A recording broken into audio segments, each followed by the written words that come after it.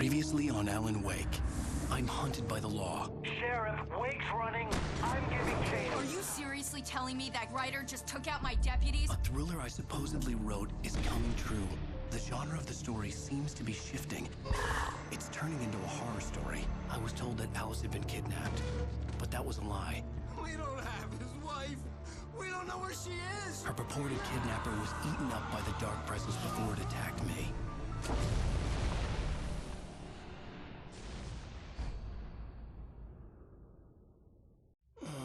Alan, shh, baby. It was just a nightmare.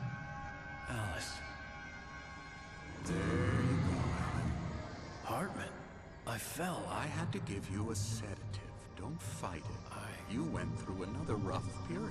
What? Right now, it's very important that you stay calm. We don't want you to have another episode. You're a patient at my clinic. Have been for a while now. The shock of your wife's death triggered a mental illness. No, you're lying. You're suffering from various symptoms of undifferentiated schizophrenia. Bastard. It's okay, Alan. Just let go.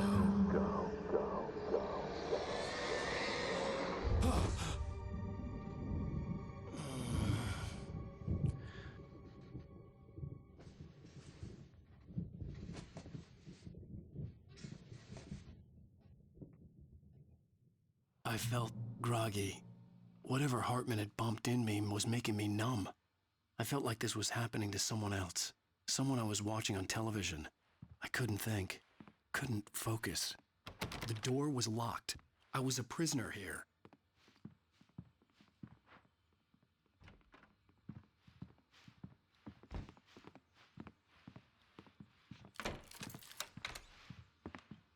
Good evening, Alan. Are we feeling better now? Feeling calm? Yeah, I see you brought your pet gorilla with you. So sure, I'm calm. I get the message, loud and clear. Quite right. That's the spirit. You're being very brave, Alan. I understand you're confused. I would be more concerned if you weren't suspicious of me. I don't blame you for it. Big of you. Now, why don't you come with me? We'll reacquaint you with my clinic and go over everything you might have forgotten. Little walk and some fresh air? Yes, it will do you good. This corridor is for patients. Most of them aren't here right now. Jack took them out for a fishing trip, except for the ones who are particularly vulnerable, of course. I encourage creativity as a part of the recovery process here at Cauldron Lake Lodge. I specialize in treating artists. I bet you do. Splendid, Alan. I honestly believe we can get this thing under control if we work together. This way, Alan.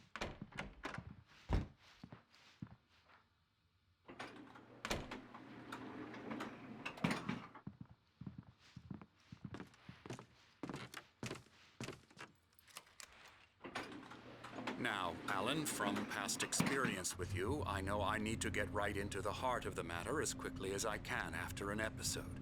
So I'm just going to say this. Alice is dead. No. You're in a very vulnerable state until you understand and accept this. Alice drowned, and you couldn't face that.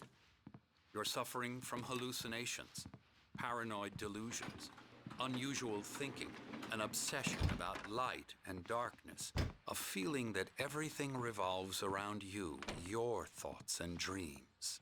Your mind has constructed an elaborate fantasy scenario in which your writings are affecting reality.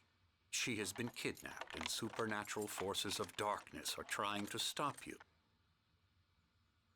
We go this way, Alan. I wasn't ready for another shot, so I went along with it. He had to be lying. But under the influence of the drug he had given me, I had to fight not to believe his words. It's all in your head. You've been making it up.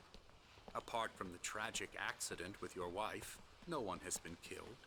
Your delusions are just a manifestation of your subconscious mind trying to protect you from the too painful truth. Unless we fight the fantasy, it will return. I know the instinct is to resist me, but think about it. Doesn't this make far more sense than the insane supernatural conspiracy you have concocted in your mind? You're a skeptic by nature, Alan. We both know this. Everything can be explained logically.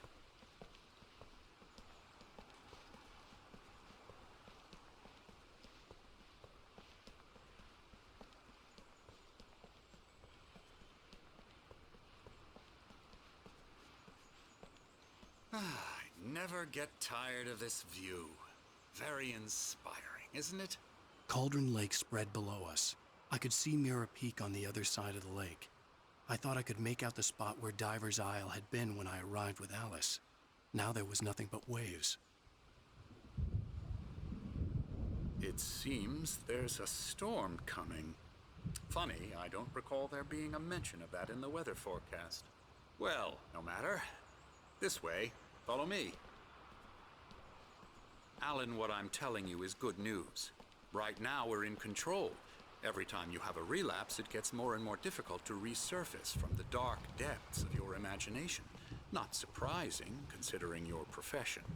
Imagination is what you work with. After all your nightmares, this should come as an immense relief to you. If it doesn't, why is that? Because I'm lying?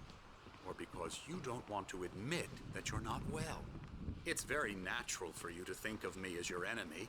It's part of the illness. I let him talk. After all, Hartman I'm the obviously one loved trying his to own bring you voice. out of the His world words you've echoed constructed madly for inside yourself. my head. But I dug my can't do nails it into by the palms of my myself. hands to stay You need focused. to work with me. Once you accept that, we can begin the journey towards your recovery. Come along. Let's go inside.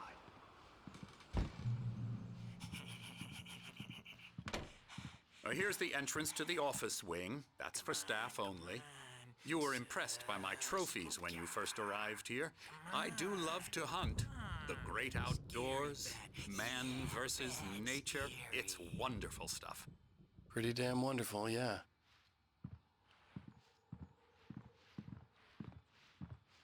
Scary, scary, scary.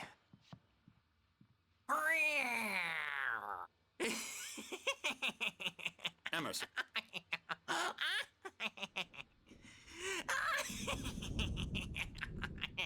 I'm a real bad dream, mister. You should be afraid of me. Don't want to run into me in the night, that's for sure. Please, Emerson. Mr. Wake is confused enough as it is. Yeah, you'd like me to go away so you won't be scared. But you can't just decide what kind of dream you have or when you have it. Emerson. Okay. Sorry. Boo.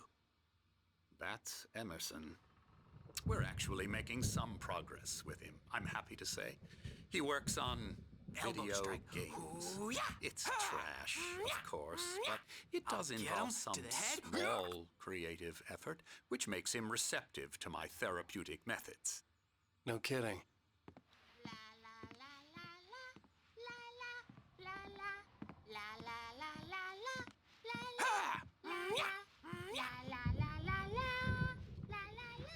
Now, you might have noticed the typewriter in your room. You've been writing as a part of the therapy. As soon as you feel up to it, you should continue.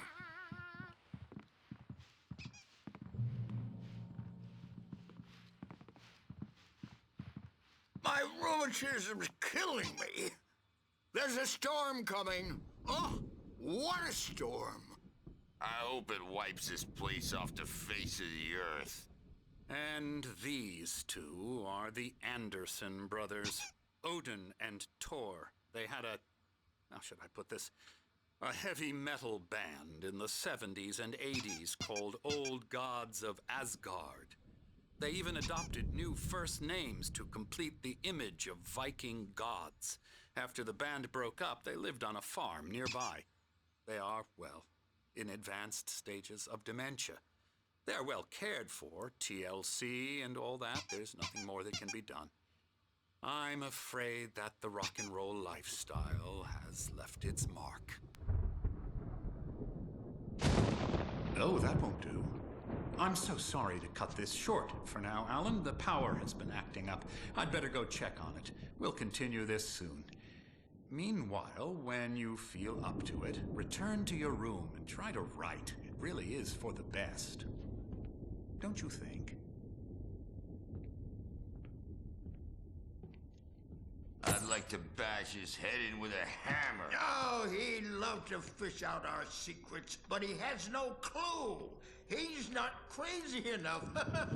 Not crazy like us, Sonny. Yeah! Being crazy's a requirement, Sonny. Who else could understand the world when it's like this? It takes crazy to know crazy. That's the sanest thing I've heard in a while. Zane! You're all right, Tom. Hey, we like him, don't we, bro? He's got to go to the farm. The Anderson Farm. Valhalla! We wrote it all down, lest we forget. A crash course. All you need to know to get your head right. You need to find the message. Here, Sonny, here's something for you. Gave me a rash, but I kept it safe from these bastards. Zane could feel the poems, taking form, shaping things. As he experimented, he imagined he could almost feel the power surging through the keys of the typewriter. It exhilarated him. But there was fear, too. If not for his young assistant Emil, he would have given it up. But Emil convinced him otherwise. He, too, had a way with words. My head was clearing up, or according to Hartman, I was sinking back into the fantasy. I was convinced he was lying to me. About everything. Crazy or not, the Andersons made more sense.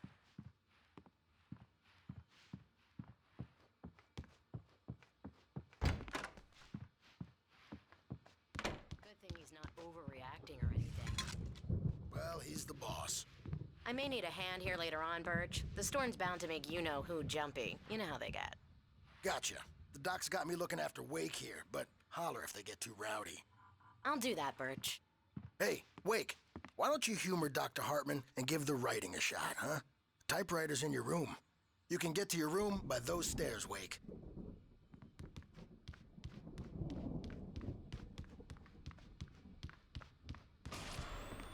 Something's wrong. I'm not myself. It's hard to think that there's a shadow inside my head. I can only focus on writing. Everything else is a blur. I'm trapped in this cabin. Have been for days, but it's always dark outside. My editor is real. I saw her again. She's not human. It's not human. A dark presence is wearing the old woman's face. She was covered in clinging shadows. There's a hole in her chest where her heart should be. I think I've made a horrible mistake. I don't think I'm any closer to saving Alice. It's been lying to me, using me to get the story it wants, and the story will come true.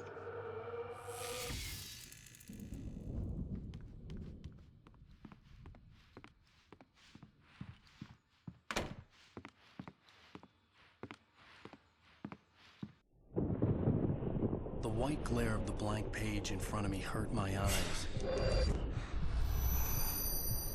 My hands began to shake uncontrollably. Everybody, calm down. Put that down. Bert, I need help. Hey, Wake, you stay here. I'm gonna go see what's up. You just keep doing what you're doing. Be cool, okay?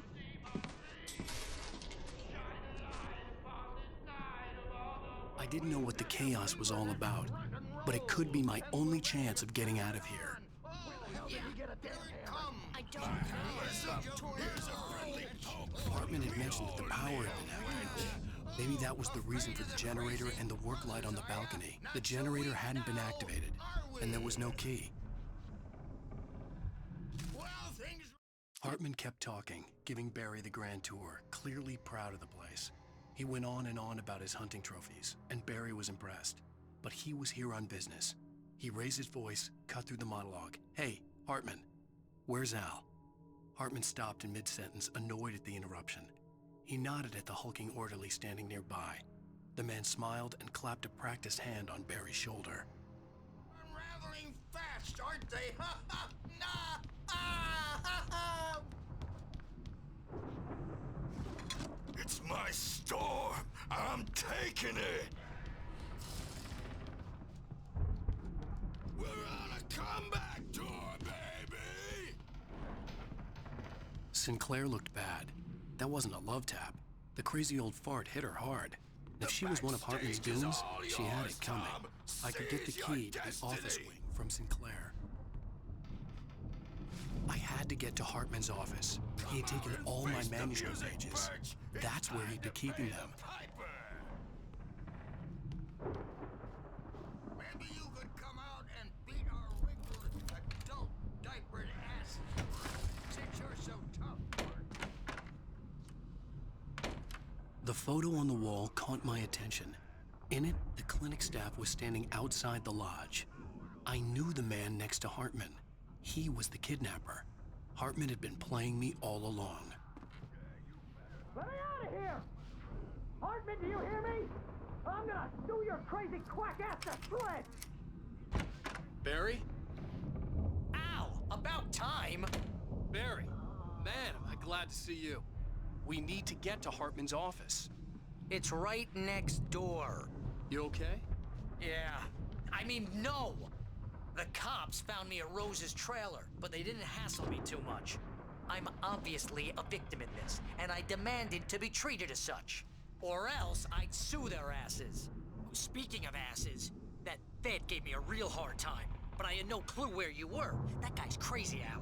But he let me go, and then I get a call from Hartman, that son of a bitch, who tells me you're here, and I should come pick you up, but when I got here, 2 goons clobbered me and stuck me in there. What's with the cutout?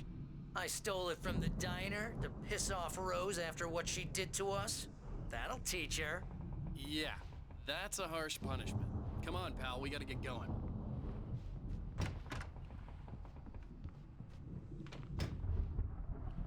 The markings on the tape said they were recordings Hartman had made at the sessions with his patients. I saw Alice's name on one of them. For a moment, I couldn't breathe right. Now, Mrs. Wake, can you tell me about Alan's problems? He's more and more out of control all the time. The parties, he's so angry all the time. He's getting violent. Do you mean with you? No, not with me. No, never. Sometimes I almost wish Alan would take a swing at me, because at least that'd lead to a conversation he couldn't just march out of. But no. Alan doesn't really sleep. And the work, well, he's not writing at all. He sits there for hours and just gets more and more frustrated. And I can't talk to him. Yes. Tell me, Mrs. Wake, what would you say to him if he'd listen? I don't know. I want to say, I look at you, and it's not you. Just some stranger who resembles you. Looking out from behind your eyes. And I don't like that guy much. And now it's all gonna go to hell. But you don't ever say this. No. I've tried, but he's not listening. He's too deep in his own problems. Always going on about something else. I'm so afraid I'm gonna lose him. And we're not even talking anymore. He doesn't let me in anymore. He just keeps me in the dark. I'm so alone here, even when he's home. Please help me, Doctor, because I'm at my wit's end. Well, if you can just get him here, I'll absolutely do my very best. Yeah, but Doctor, you need to be careful with him. He's not just going to listen to you and cooperate. He's the most stubborn man I've ever met. Well, I'll be sure to bear that in mind. Hearing her voice, what she was saying made me happy and sick and guilty all at once. Worst of all, I recognized the words. The phone call from her. It had been a cut-up of this. Just a recording. Hartman wasn't happy.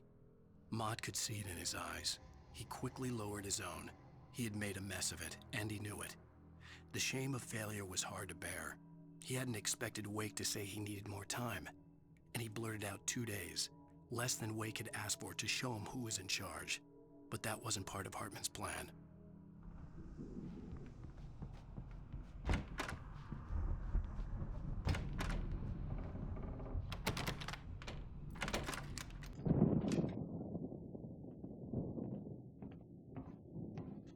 These were all the pages I had on me, and more.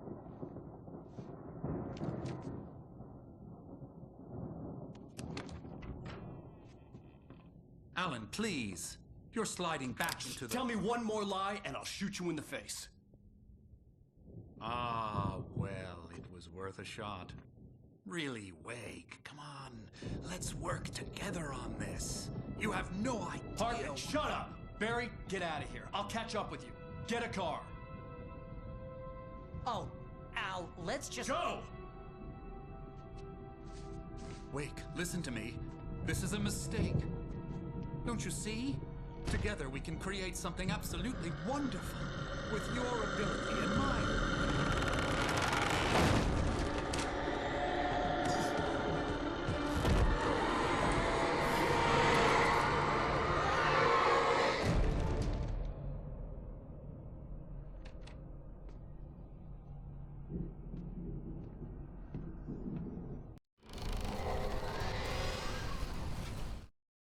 Hartman followed the fall of Alan Wake with his binoculars. When the rider hit the water, he ordered Jack to take the boat to him. The spot was easy to see in the dark, even with all the extra lights in the boat. The flare floated and kept burning even in the water. Jack turned the radio louder as the engine sputtered. The music was rough and clanking, something the Anderson brothers would no doubt have enjoyed. But Hartman chose to ignore it. Wake was finally within his reach.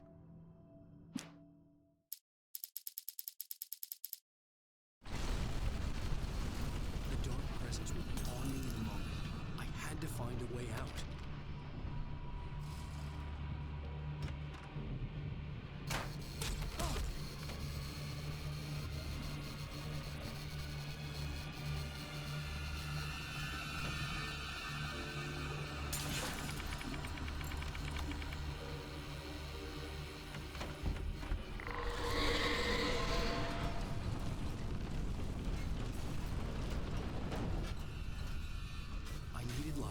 Possessed bookshelves out of my way.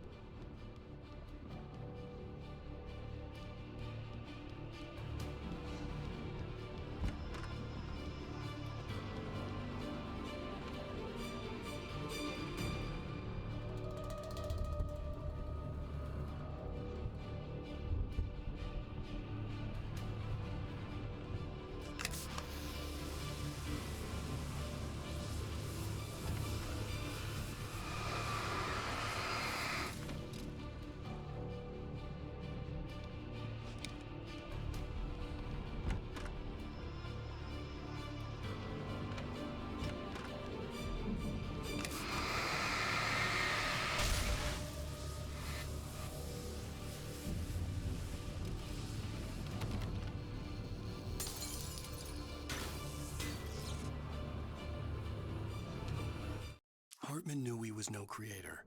He had no ambitions on that front. And he certainly didn't want to end up like every artist he had worked with here, damaged in ways that were hard to describe, or worse. It was enough for Hartman to maintain creative control and provide direction, to be a producer. That was what most of these people were in need of anyway. Of course, suitable subjects were few and far in between.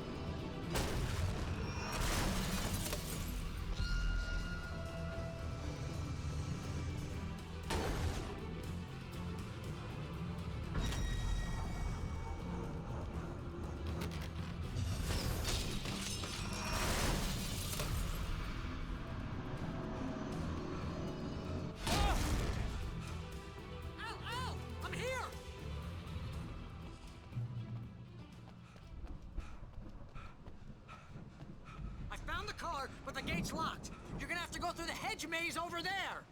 Barry, I don't have a light. Take this, Al! Oh, God! Look at the house, Al! Look out!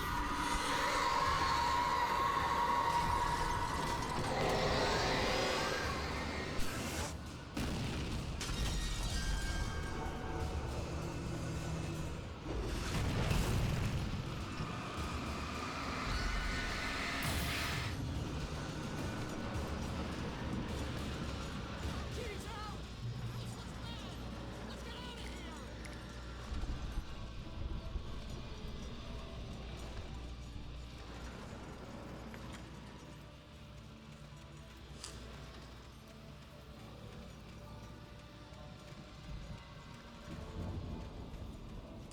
Al, hurry up! I can hear those evil guys moving around!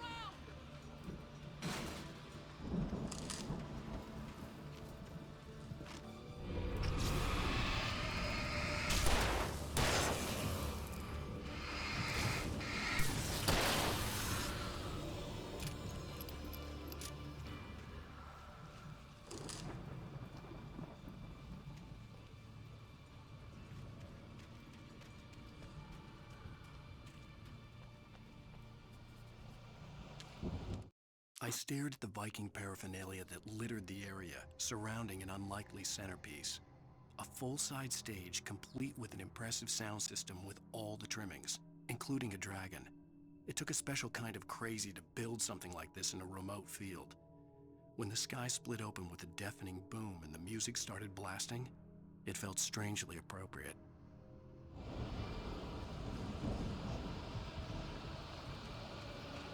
Al, be careful! I can see them moving around! They're coming for you!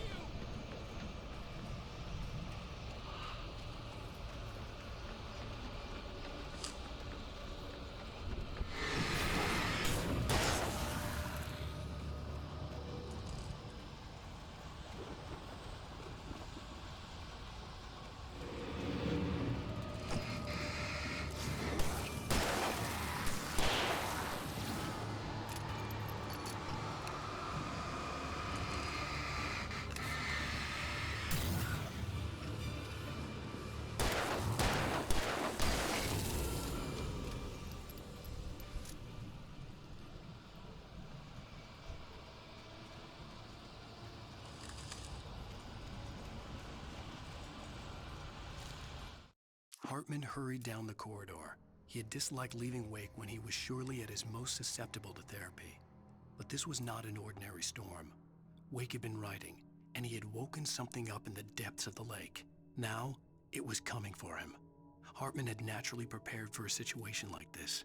The idiot brothers would keep Wake distracted while Hartman double-checked everything, just to be sure.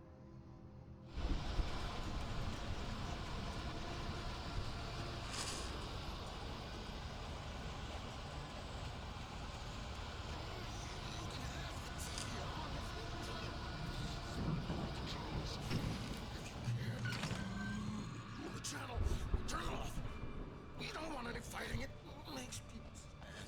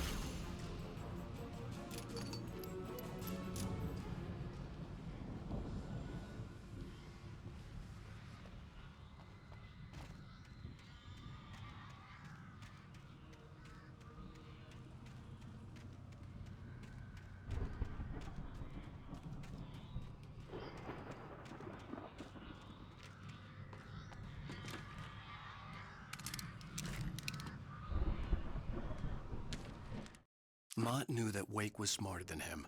Wake had more money, a beautiful wife, everything. And Hartman said Wake was important. That made him better than Mott. But Mott was calling the shots now. He'd expected Wake to whimper and grovel, but instead, he seemed willing to fight. Mott knew he'd gotten under Wake's skin. If only Mott actually had his wife. The thought made him shiver.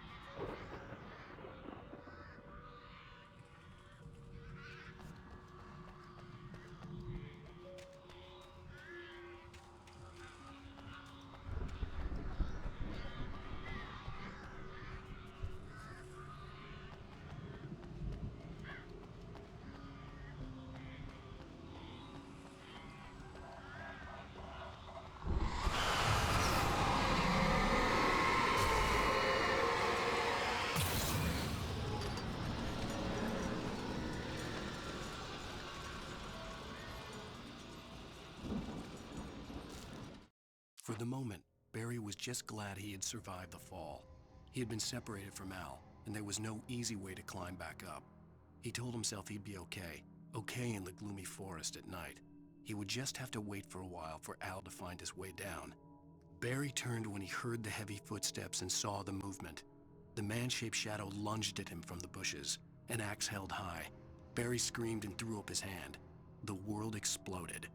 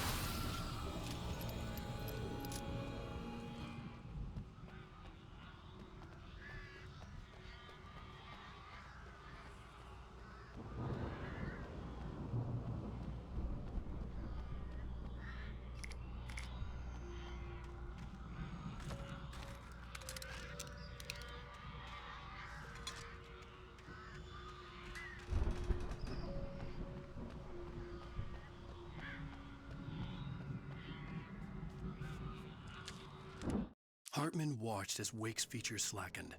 The man was bullheaded, no doubt. Even lying on the bed, he'd almost broken Hartman's nose the second time. But with a little time, he could break Wake down, give him proper direction. Wake was easily the most promising subject he'd had. Well, since Tom, really. "Sleep well, Alan," Hartman whispered with a smile. "Let me take care of you." He sniffed hard to clear his throbbing nose, swallowed blood, and barely tasted it.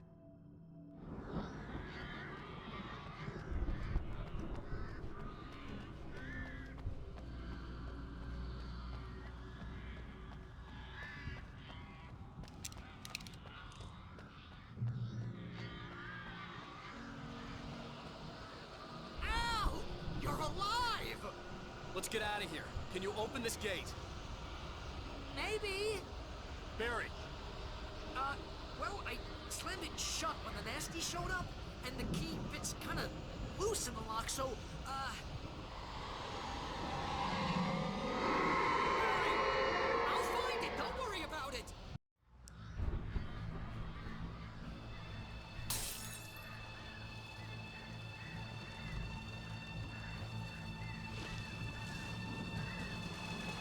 Hurry up, Barry! I'm on it! I'm on it!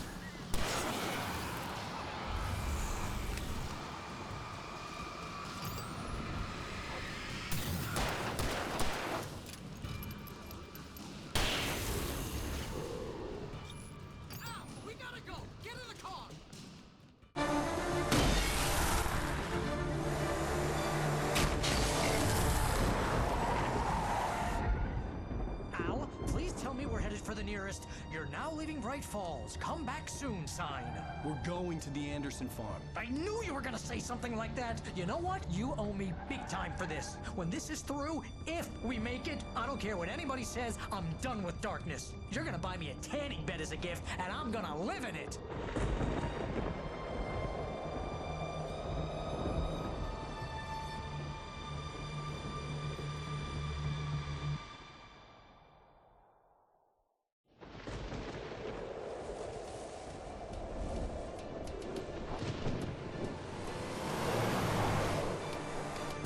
I'm crazy, but that's fine, Barry.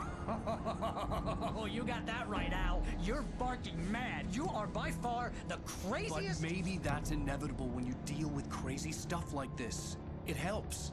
This is happening, Barry. Alice, they never had Alice. She's trapped in the darkness at the bottom of the lake, but she's not dead. Al, how can you know that? I know, Barry. I can... Al, No, listen. I can bring her back. I can find her.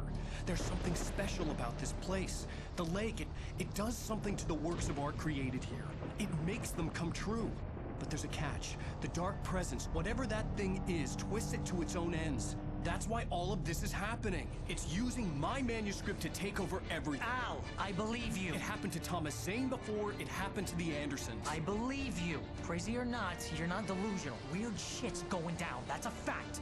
I'm on board, man. I'm with you. The Andersons knew about it, but they were too far gone to tell me with all the drugs they were on. But they wrote it down. There's a message somewhere at their farm, Barry. You just need to find it. Look out!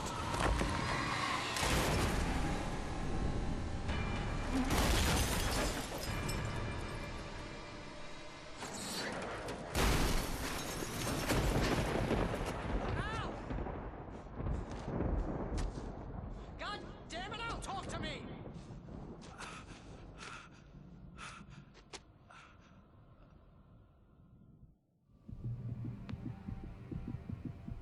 I had lost my gun in the crash. Barry was nowhere to be seen. Barry! Barry! Oh, man, you're okay! Jeez, it's good to hear your voice! I was trying to get out of the car, but the ground gave way. Man, what a drop! Don't worry, your cutout is fine. Forget that! Are you okay? I hit some bushes, didn't get a scratch. There's no way you can climb down, though. It's like a sheer wall. Al, there's something moving down here! Barry, it's a taken! Use a flare, Barry! Oh, yeah! Barry, are you all right? I'm good, Al. I'm great. Guess you never messed with anyone from New York City before, huh?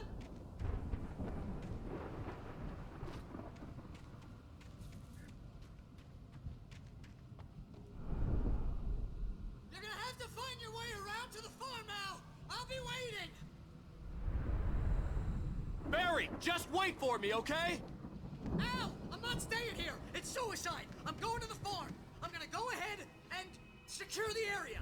You can catch up. Don't worry about it. I'm on the case. Now he's Rambo. This would turn into a disaster if I didn't catch up with Barry.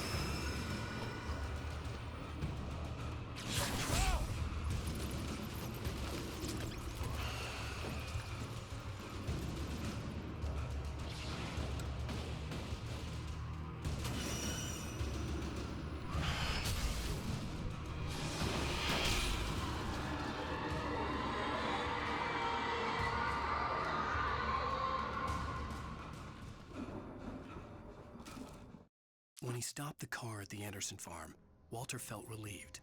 Oblivion was close at hand. The brothers wouldn't miss a jar of moonshine or two in the booby hatch. But then he saw the man on the porch, and he knew who it was. Driving for his life and knowing it was useless, he didn't realize he was crying until he couldn't see the road for the tears.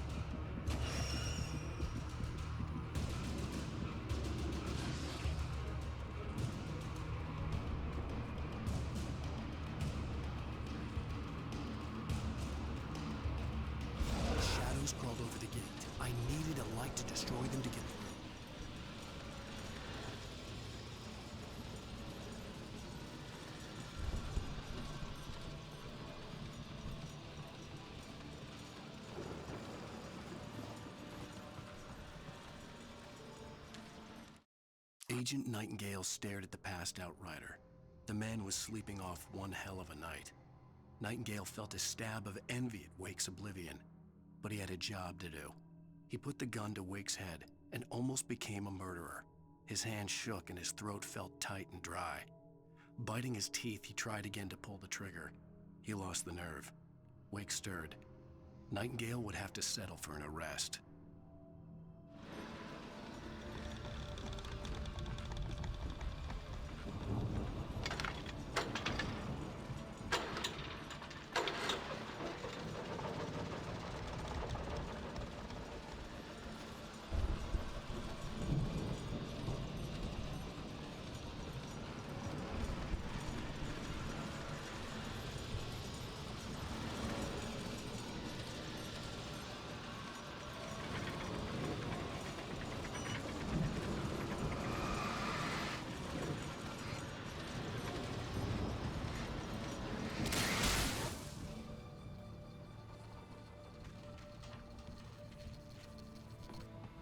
I could sense the movement in the woods ahead.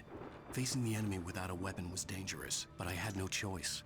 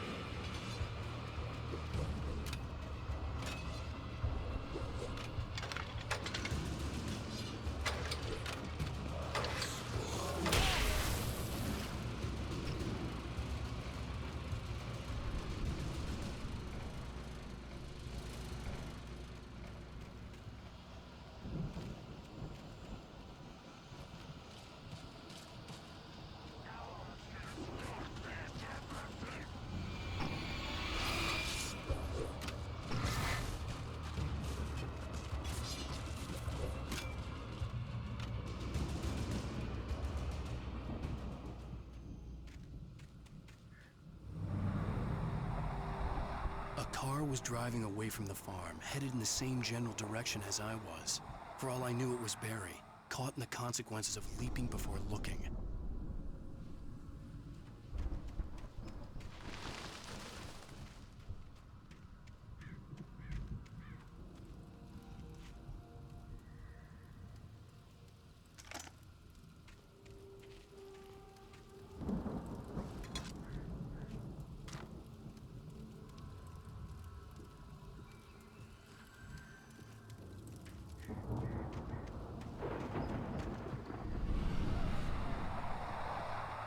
The car was heading for the cabin up ahead.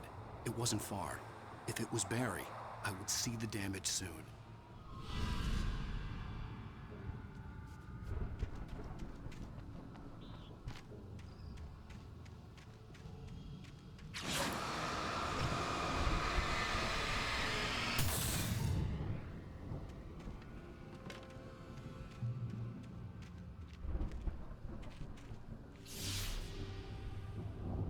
I'm trying to deliver each page to the right time and place. I'm trying to show you how the story goes. I had seen glimpses of the light before. I had seen it in my dream. It was a strange spaceman or a diver in a bulky suit. He was the one who'd been placing the pages on my path. The dark presence followed the choreography laid out to it in the manuscript, growing stronger and stronger, moving like a storm from one scene of destruction to the next. But it was still bound to follow the story and chained to the dark place it came from. When the story reached the end it longed for, it would finally be free.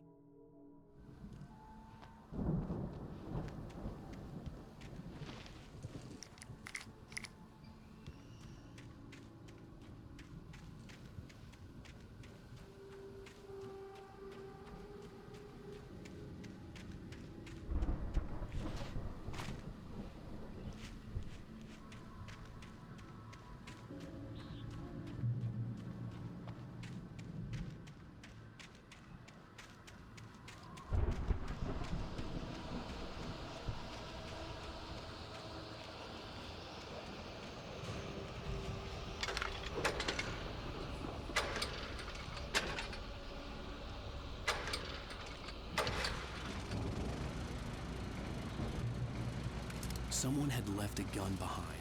Now I had a fighting chance of reaching the farm.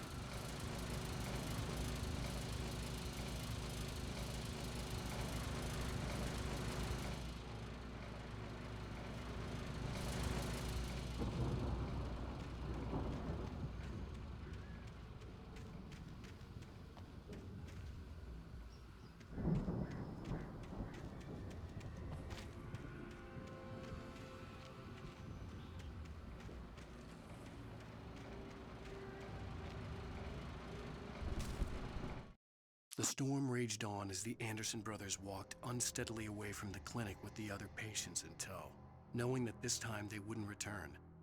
The darkness around them seethed with horrors, but Tor and Odin were unafraid. Their eyes glinted with guile. They knew every secret path, and there was blood on their hands. They had fought these shades before.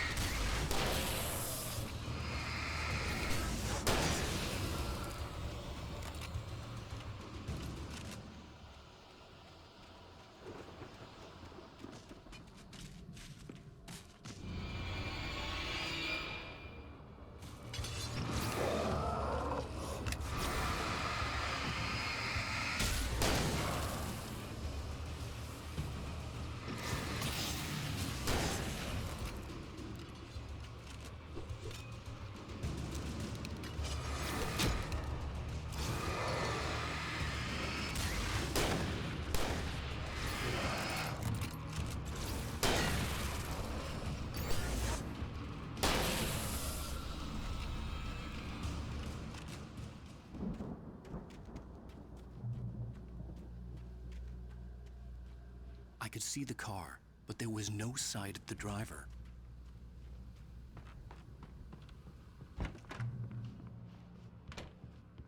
Hello? Is anybody here? Barry! No! Danny, you're not! Please! What are you? No! Don't! I'm sorry!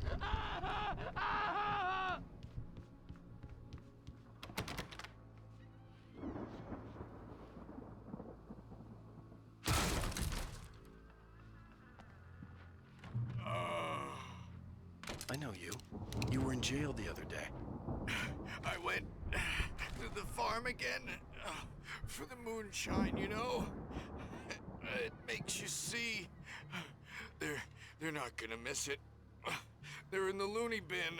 But my buddy, Danny, I lost him. Something's gone wrong with him. It's not him. Like a real bad follow-up to a real good movie. The best friend's suddenly the bad guy who wrote this crap anyway.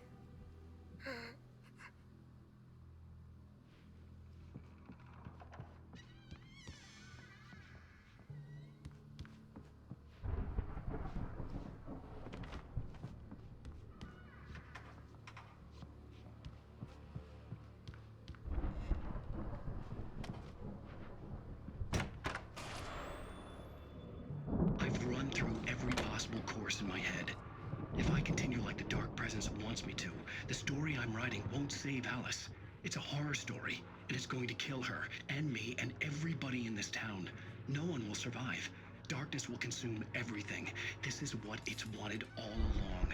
It will be free, unstoppable. It used Alice to get to me, dangled her in front of me to keep me going.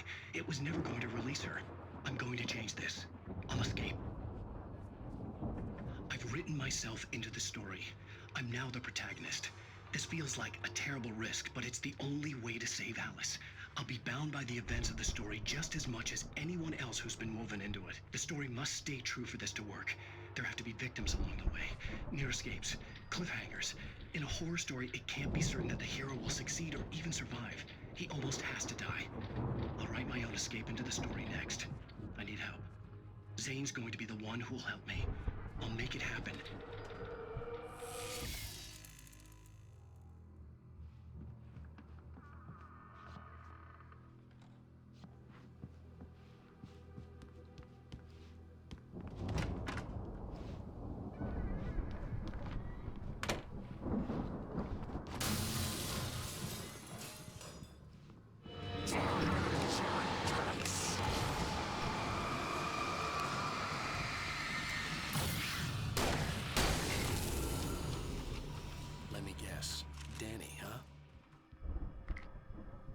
The front door was locked. The farm was still a good distance away. I'd need a car to get there fast. For a moment, Hartman considered strangling the idiot. Mott was mean-spirited, but easily manipulated. An emotional infant who lived for his approval. Wake, by contrast, was a far more difficult subject. Mott had given him too much leash. In 2 days, who knew what could happen? Hartman would have to find a way to rein him in, and quickly.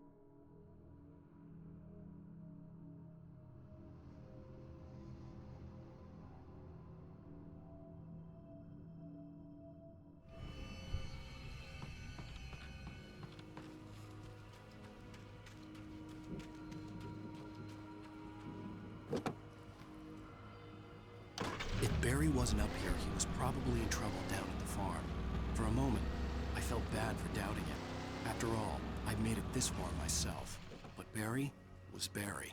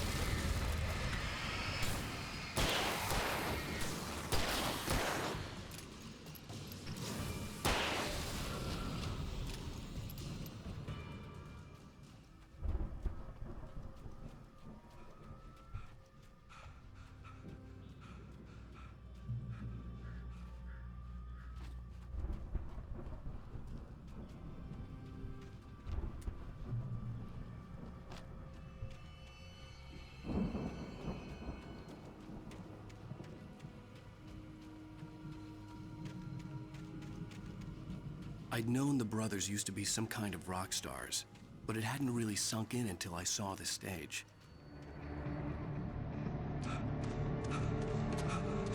Al! Run! Incoming! There's too many of them!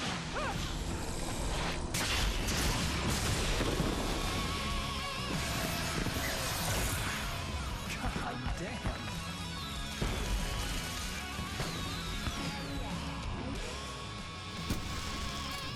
I'm so glad you decided to go it alone, Mr. Thompson. Shut up and shoot! Al! We have to fight them all! I can set off more of the fireworks from here and help you out!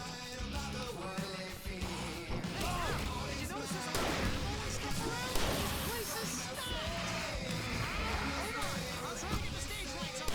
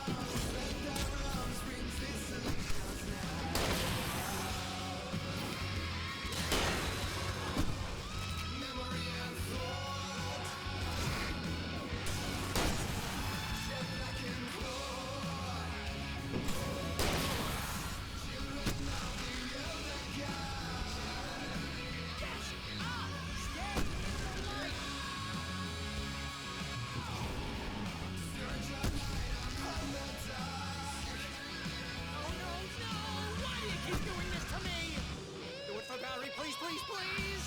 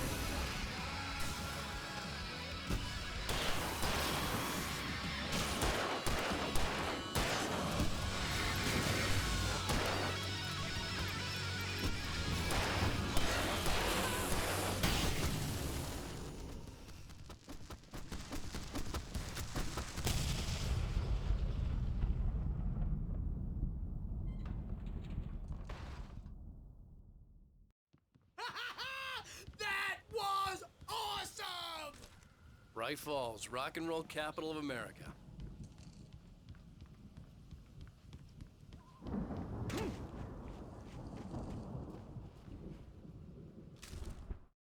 Deputy Mulligan tuned Thornton's chatter out. He didn't think riders were particularly useful people, and a huge manhunt for one stuck him as idiotic. Certainly not worth the missed opportunity for coffee and pie. It wasn't even clear what the man had done, except run from them at the trailer park. Mulligan knew he wasn't alone. The sheriff's patience with the Fed was running out.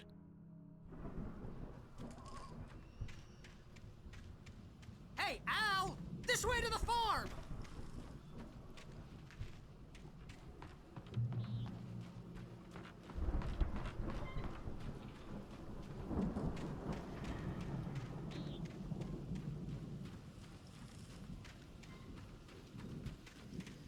See, bestseller, no reason to worry. Your cutout's good as new, right where I left it. I'll come back for it once we have the place secured. Yeah, that's been my biggest worry all this time.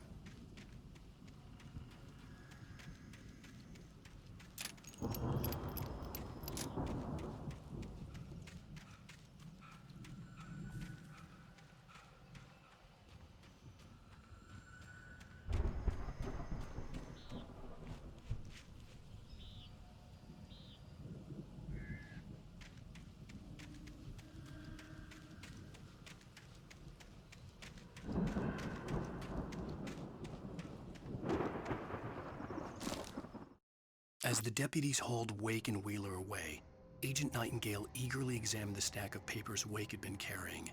It was incomplete, a collection of random pages, but there was enough. He saw his own name in there, among others. His hands shook with emotion. Finally, it was proof. He had been right all along.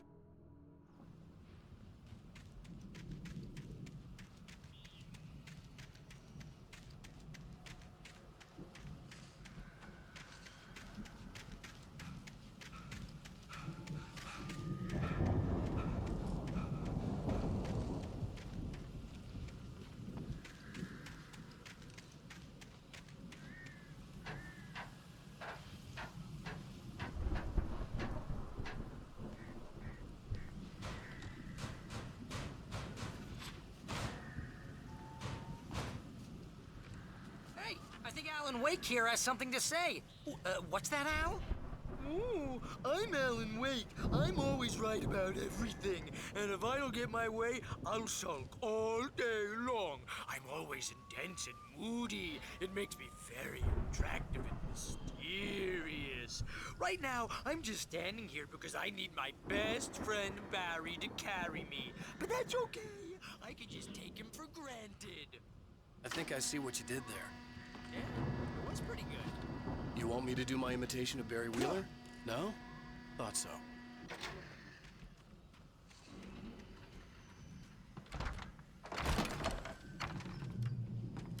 Wow!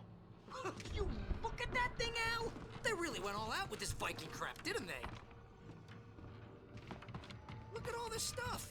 They must have done okay for themselves, so how come I never heard of these guys before?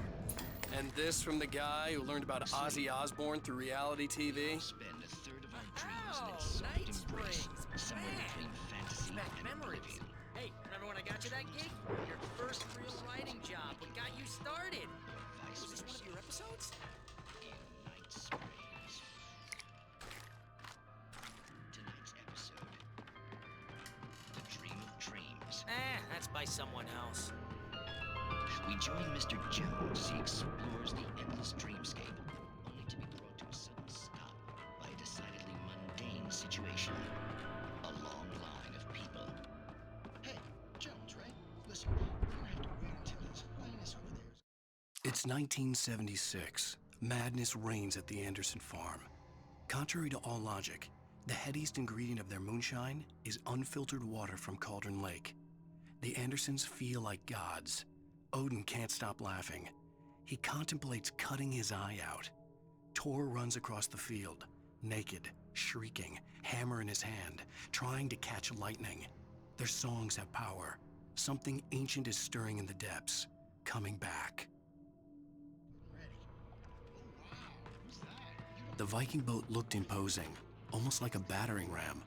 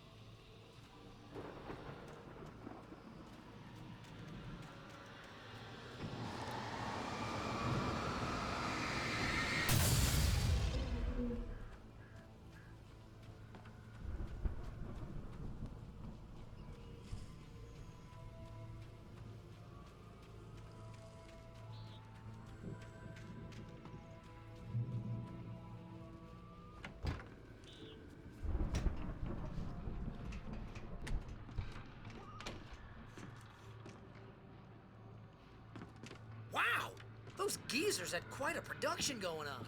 Ooh, you know what, Al? If we make it through this alive, I'm gonna start representing them. Yep, sell this stuff online, maybe get a reality show going, release a new single. Good luck with that, pal. Hey, you find us a way out of here, okay? I'm gonna take a closer look at this stuff.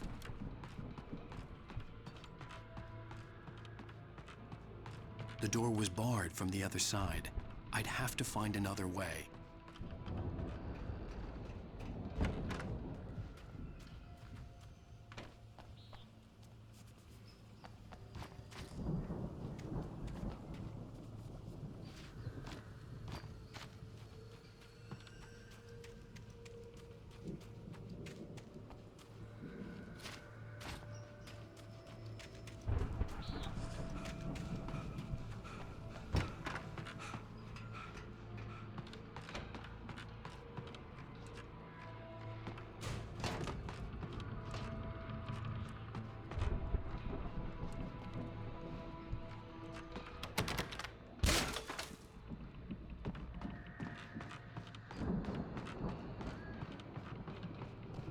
Be careful, Al!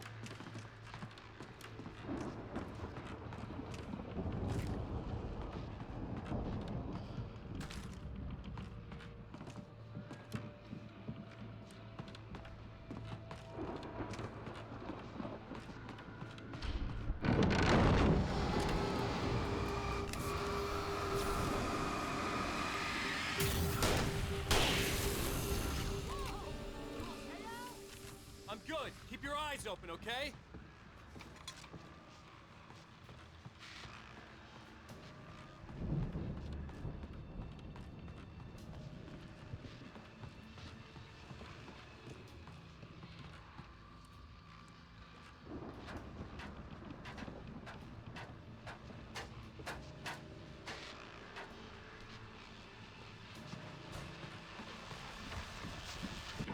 As you regular listeners know, I tend to work through the night, but I'm not the only one.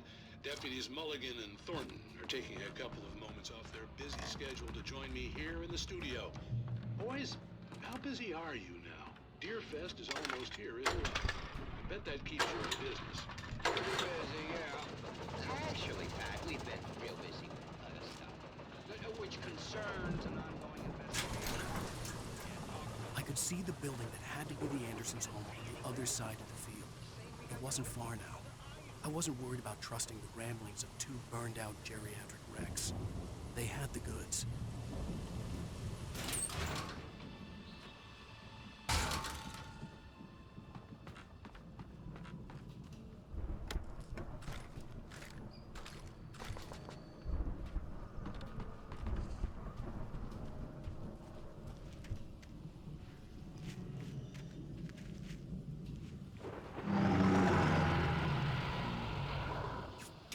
Kidding me.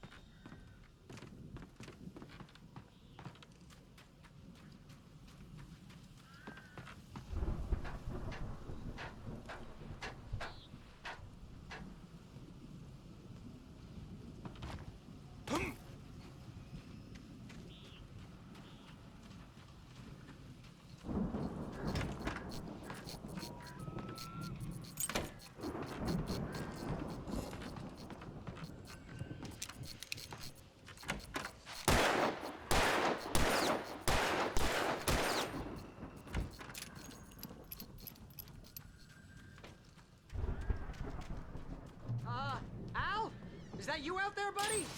Yeah, it's me. Hang on. Hey, let's go, man.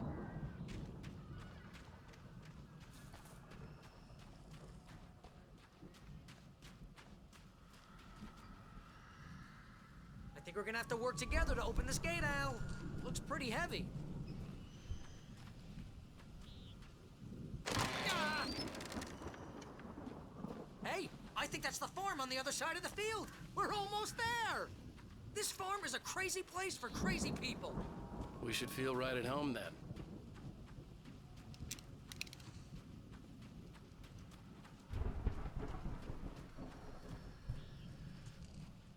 Come on, one more gate. Let's do this thing.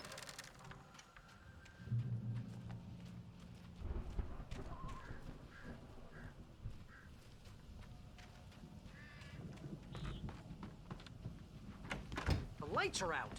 I guess we better check the fuse box. You know, this place looks kind of lived in. I thought the Andersons were in the booby hatch. Yeah, I don't think they keep too close an eye on them at the clinic. They seem to slip away a lot so they can get wasted. No kidding. Those guys sound awesome.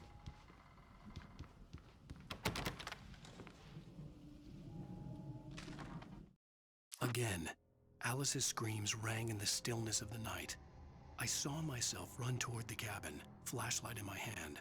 I followed my past self. I was an out-of-body observer, a time traveler in a crazy drunken dream. This was the beginning. The night Alice had disappeared. The mystery of what had happened during the missing week was about to reveal itself.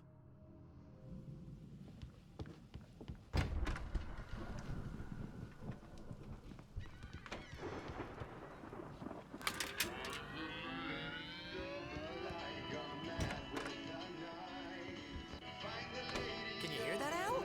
Music? Of course. We need to find where it's coming from. That's the message the Andersons talked about. That's the whole reason we're here. Lady of the Light? Oh, that's gotta be... What's-her-face? The crazy lamp lady from the town. Cynthia Weaver. Right. Must be.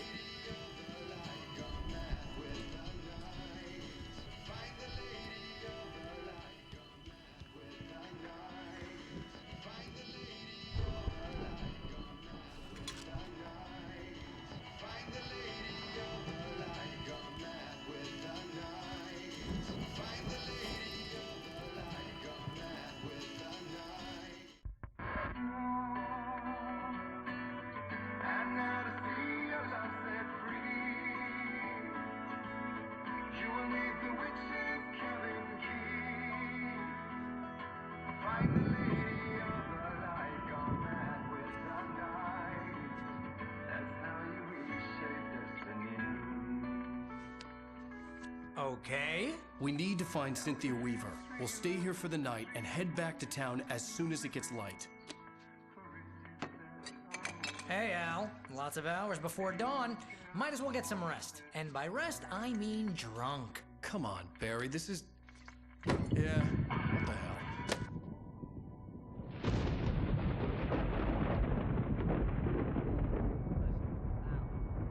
I'm sorry about this. No, seriously, because I know we don't get along, but we're gonna find her, right? Even though you're a crazy bastard, I'm gonna stick by you, no matter what, ever, Al. Sure, like a brother. I'm a writer, goddammit. Correct. If I just wanted to, I could write 10 books a year. And they'd be the best books that year. No, you couldn't. That's right, I couldn't. But I could, because I'm a writer. What? What do they put in this stuff? I feel like my brain is coming out of my nose. I'm gonna get the recipe off those coots and be a booze millionaire. I just miss her, Barry. I just want her here with me. I know, Al. I know. It's gonna be okay. We're gonna make it okay.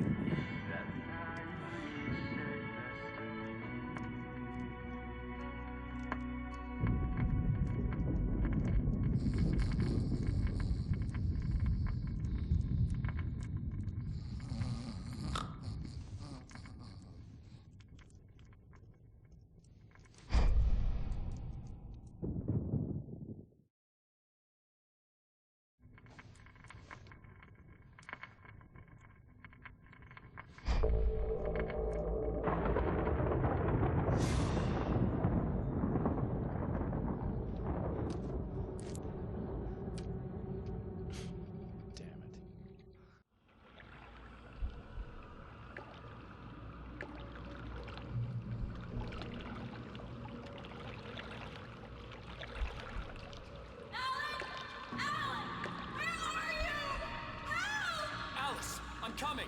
It's all right! I'm coming! It was a crazy, drunken dream, and yet it was more than that. It was the truth, a suppressed memory unearthed by the Andersons' Moonshine. I was there, an out-of-body observer. This was the night Alice and I had arrived at Bright Falls, the night Alice had disappeared. I had a chance to find out what had happened. I remembered being surprised to see the cabin dark. Alice would have never turned the lights off. Alice? Alice!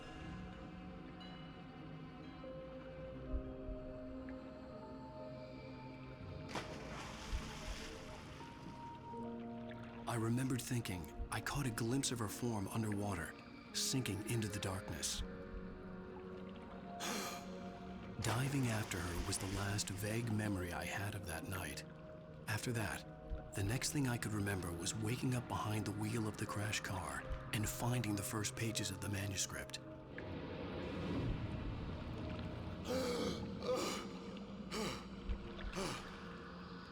I couldn't find her in all that blackness. I must have thought she drowned.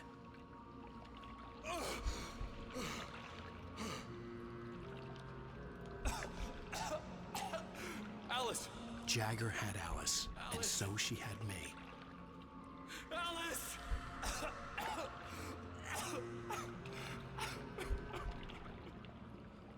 I'd been easy prey.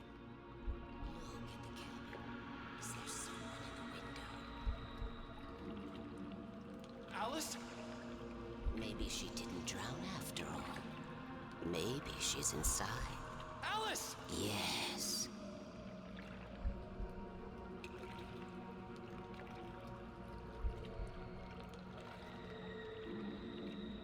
The dark presence had touched me.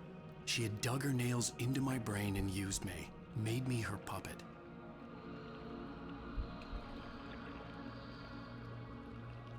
She must be here somewhere. Maybe upstairs in the study. Alice! Yes, that's where she is. You can apologize. Alice! You'll laugh at the whole thing together and put it behind you. Alice? She's not here. You were foolish to think so. No, she's dead. She drowned. No, no, no! It's your fault your wife is dead. You are guilty. All she wanted was to help you right. You killed her. Oh, hush. There's still hope. Cauldron Lake is a special place. Here, you have the power to change things. She wanted you to write. I will tell you what to do.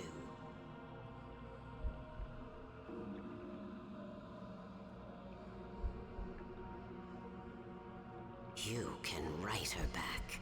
The story will come true, and all will be well again. She had Alice, and the manuscript was the ransom for her.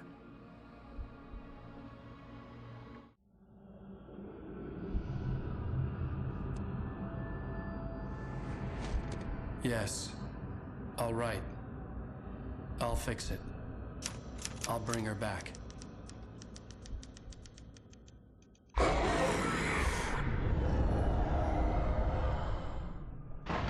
No. I wrote it. I remembered it all now. In the dark, I'd written for days, a week, almost a complete manuscript of a novel entitled Departure. Jagger had been my editor, whispering in my ear, making sure that the unfolding story would make her more and more powerful. I thought I was saving Alice. Even with the cobweb she put in my head, some part of me had been aware enough to write my escape into the story, to bring a light into the cabin to release me before I could finish, to interrupt the horror story before the ending, where darkness consumed everything and everyone. Zane was weak and far away. but I had written him into the story, and his light had been enough to set me free. It isn't here now. I'm here because it was written. I brought the light to set you free. You must hurry. It will know I'm here. It will be back soon. It stole the skin of my partner a long time ago. She looks so old.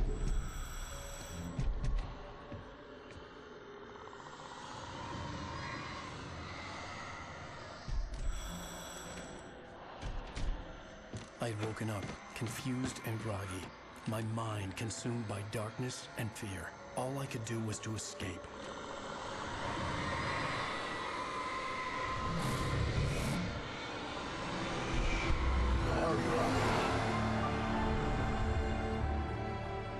The week spent in the cabin had taken its toll.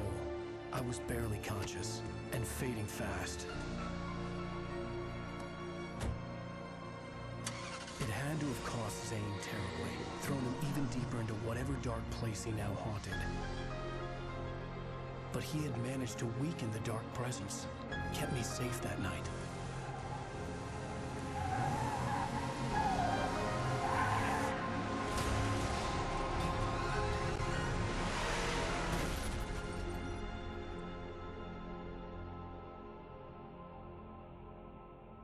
I wrote it. It's my fault. That's right, James Joyce. It's your fault, and you're gonna pay for it.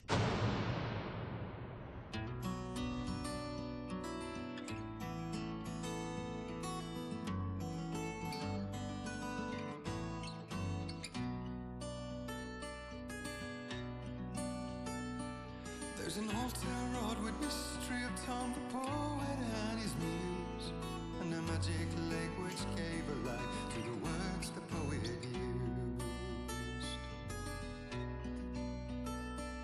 Now the muse she